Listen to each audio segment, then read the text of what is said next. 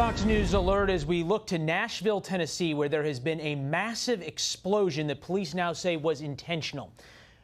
Noon Eastern, 11 a.m. in Nashville. We understand that the police are going to speak along with the FBI about this explosion sometime around 1 p.m. Eastern, noon Central Time. FBI and ATF agents are currently on the scene in Nashville. The FBI has the lead of this investigation, and they believe the blast, which was an RV that had exploded, was an intentional act. So this is Christmas morning now in Nashville, Christmas afternoon in Washington, D.C. I'm Leland Vittert. I'm Julie Banderas. So Sandra Smith and Trace Gallagher are off as we continue this Christmas morning explosion in Nashville. It reportedly happened at around 6:30 in the morning. First of all, an RV was spotted. It looked suspicious this morning in Nashville time. A local police officer there then alerted authorities. He called in the bomb squad and fortunately caught this before the van or the RV in fact exploded. A 10-block radius was then closed off around the site of the blast. We've got Rich Edson live in Washington with more with reaction there. Hi, Rich. Hi, Julie. And it's a major police response in downtown Nashville trying to piece together who is responsible for a massive explosion when an RV blew up there at 6:30 this morning. Police say 3 people went to the hospital, though none in critical condition. Witnesses say the explosion shattered glass, knocked down trees, and shook buildings, causing smoke and fire visible from across the Nashville area. Police say they think this is deliberate. The RV exploded at 6:30 this morning. We do believe this to have been an intentional act. Significant damage has been done to the infrastructure there on 2nd Avenue North. Now, Nashville Metro Police say the FBI and ATF are investigating, and other law enforcement officials will arrive in the coming days. The Department of Justice says early this morning the acting Attorney General, Jeff Rosen, directed department resources there. Police say they've sealed off downtown, brought in police dogs to make sure there are no other explosives, though they have no indication right now that there are other devices. Police say they dispatched officers to the area this morning after a call about gunfire. When they arrived, they say they saw this RV. They say it looked suspicious, called in the bomb squad. This is right in downtown Nashville, near bars and restaurants in a very vibrant tourist city. The city says there is dining there, though restricted to 50% capacity because of the coronavirus. All this now closed down downtown as the investigation's ongoing. Back to you, Julie. All right, thank you so much, Leland. I'll hand it to you. On the phone now with us is Tennessee Senator Marsha Blackburn. Ma'am, we appreciate you joining us on Christmas morning. I assume you were as surprised as anybody when you got the news of this. Have you been briefed in any way on this?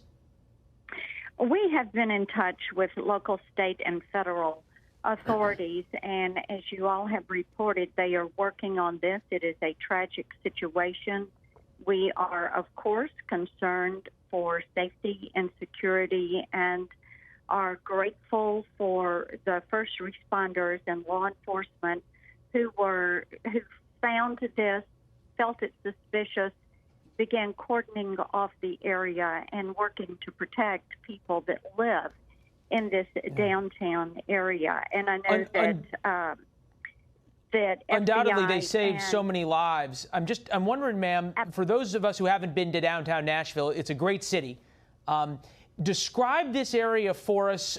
This happened at 6:30 on Christmas morning, so it was pretty empty. But describe what this area would be like at 6:30 on Christmas Eve or any other night. Is it a bar area? People are out? Is it bars and residentials? Yes, What's it like? It is, right. You're down around Broadway. And, of course, in Nashville, we have lots of bars and venues, live music venues. You have the Country Music Hall of Fame that is within a few blocks of this area, as is the Symphony Hall, as is the arena.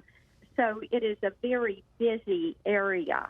And as you said, in other times there is a lot of pedestrian traffic in this area. We're just so grateful for law enforcement and people that were watching, felt this was suspicious, and are fully aware that they are going to continue this investigation. And you're going to hear more from the FBI on the specifics of this later in the day.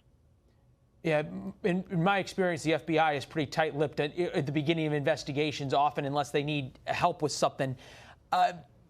Appreciate you being with us. I want to play the video, just you can either see on your television or get a feel for it. This is the video that was taken by someone who lived there just minutes after the explosion. And we're going to play that full for a second and let you hear it.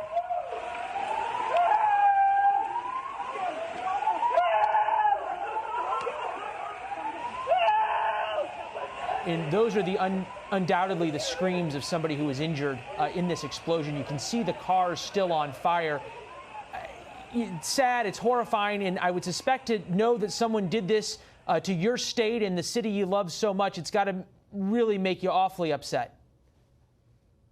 Oh, it is of tremendous concern. You're correct, and concern for all of those individuals that live in this area, and concerned that there would have been someone who felt the need to do this.